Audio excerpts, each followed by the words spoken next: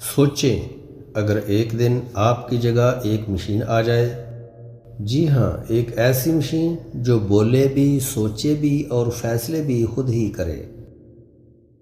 اے آئی intelligence اب صرف robot نہیں رہی، یہ ڈاکٹر بن چکی ہے، جج بن چکی ہے، اور آج کی تاریخ میں آپ کی نوکری کا سب سے بڑا خطرہ بھی یہی ہے۔